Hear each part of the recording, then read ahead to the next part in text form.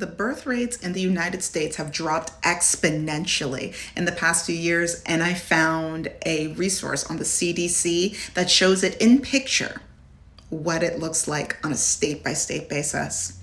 Let's discuss. Also, hi, my name is Shayna. For those who are new here, I talk a lot about being child-free, decentering men, all of that great stuff, and I'm a journalist, so I talk a lot about that too. Now, let's dive into this. Now look at this. This is back in 2025. No, not 2025. My bad. 2005 over here. Now, all of these colors, these are the fertility rates. So these are the amount of people pregnant for every 1,000 between the ages of 15 and 45. Wait, let me check. Yeah, so general fertility per 1,000 women aged 15 to 44 is what that is. Now, as we can tell here in 2005, you're seeing a lot, the fertility rates are high.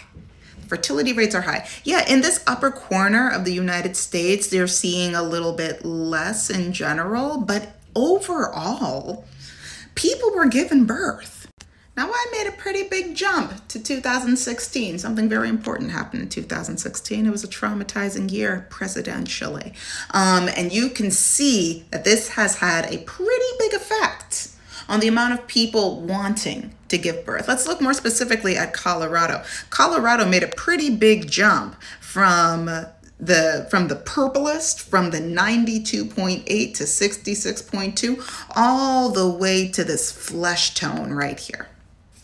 Colorado said, absolutely not. I'm gonna take a big step back. My bad. I think Oregon did something similar also. And then right around here, right by that Bible Belt, people were starting to take a couple steps back, be like, I don't really know.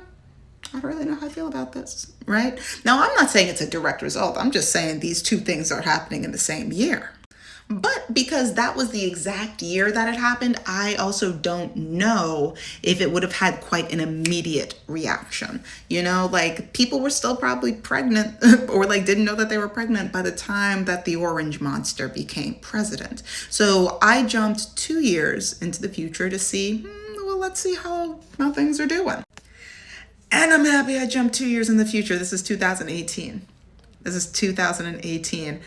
Now, the only couple of states still going strong are the Dakotas, Nebraska, and Utah. Everyone else has taken, if not one step back, a heavy step back. Look at most of this Bible Belt. Look at over here, Montana, fleshy. Oregon and Colorado are basically the same as Maine at this point, and Maine has always had the biggest step back if we're looking back to 2005. And we're only in 2018. Only in 2018. Let us continue on. 2019. Okay. Now we got California joining Oregon and Colorado, and the OGs up here, Maine and the northeast side. People are really taking a step back. Overall, everybody seems to really be taking a step back, except for those 4 purple states. They still reproducing. They still reproducing up there during that time, but let us not forget it's 2019. Something important is coming up. Now keep a screenshot of this. Keep a screenshot of this in your mind. And more specifically, look at all of the pink. Look at all of the pink. And I'm gonna do this quickly so that way we could all see it. Bam. Bam, 2020 hit. We had the opportunity to spend a lot of intimate time with the people that we would have been reproducing with, and we said absolutely not. You know what? I wasn't sure before, but now that I see what this is, I'm closing up shop. I'm closing up shop. It hit like a wrecking ball, not just because everybody had to be locked away with their partners, but also who wants to give birth in the middle of a pandemic? Who is not in South and North Dakota? Because once again, still holding down the fort. Even Nebraska and Utah, they also have to take a step back. They said, listen, we might need to calm down, guys. But our most recent study, the most recent one, keep an eye on this, because this could have been taken in early 2020. So people could have still been reproducing during that time. The most recent year that they have on the CDC website is 2021, which is up now. Pay attention. Now, a couple more people started giving birth around here. Look, Louisiana went from pink to a purplish. Not deep purple, but a purplish, if you will. There's a couple more pinks over in this area. 2021, I'm assuming people were getting back outside. Things were starting to, the birds and the bees, they were moving and grooving. But 2022, we don't have the information for 2022 yet, but that was when Roe v. Wade was overturned. And that's what I actually want to talk about right now, because I think that those numbers, and the numbers for 2023, are going to be startling.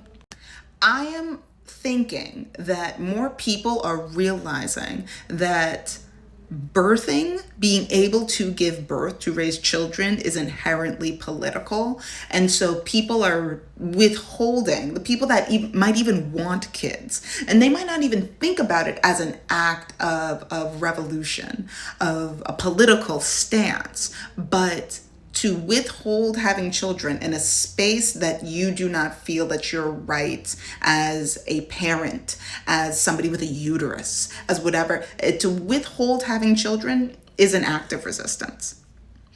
And when Roe v. Wade gets overturned, and then all of these laws started just downpouring between Mississippi, there's another one that I think is Missouri. I'll be talking about all of these later on. But to say we will not be participating in creating your next labor force, I think that we're going to see a massive drop in the fertility rates when the next fertility census comes out from the CDC.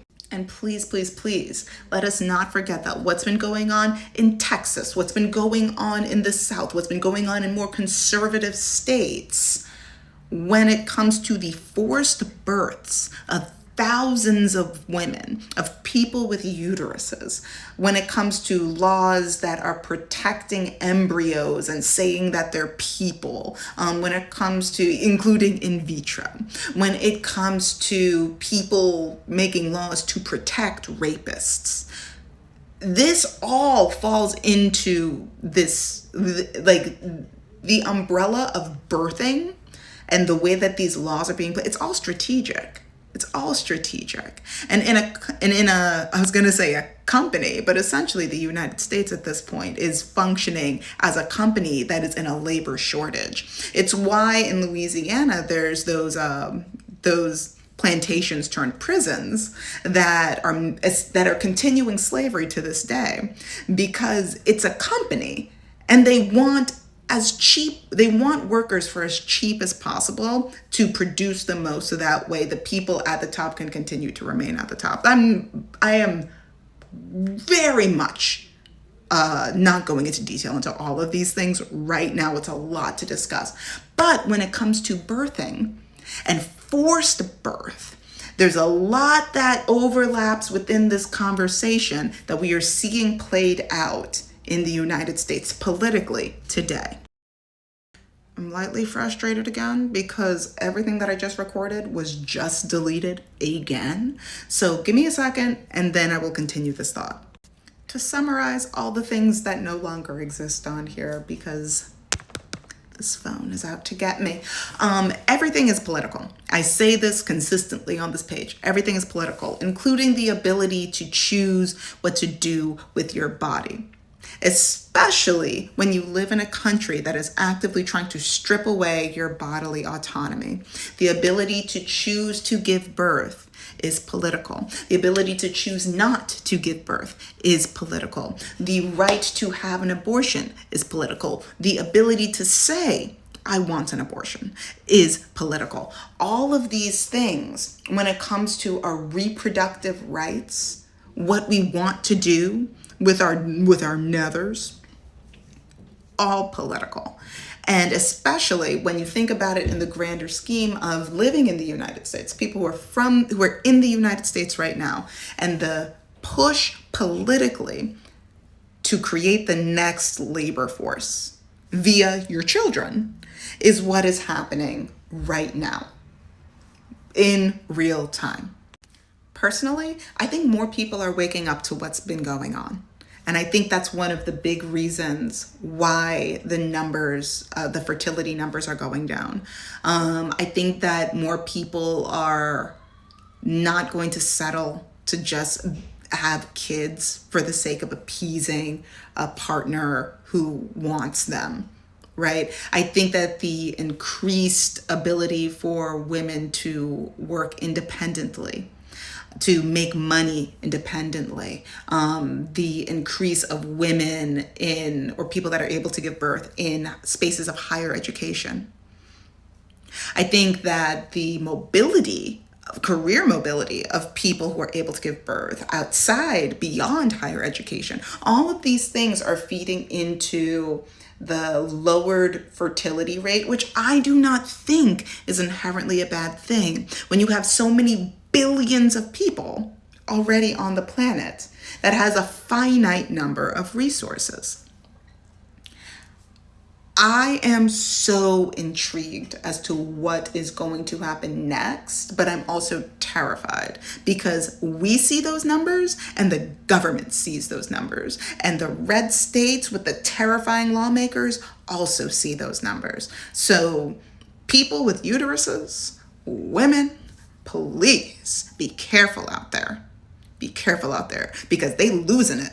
They're losing it out there, and things are gonna get I'm scared that things are gonna get a whole lot worse before they get so much better. So be safe. And I'm just recommending being child-free because that's my life and I love my life. But once again, live your life however you choose. Just make fully informed decisions. But if you're in a red state, be careful. Be so careful. So these are my thoughts for now. I would love to hear your thoughts. Please type them away in the comments. Don't forget to like, share, subscribe, all those good things. Take a walk. If the last part of this conversation scared you a little bit, it's fine. It's real, but it's fine. Yeah, I think that's all for now. All right, bye.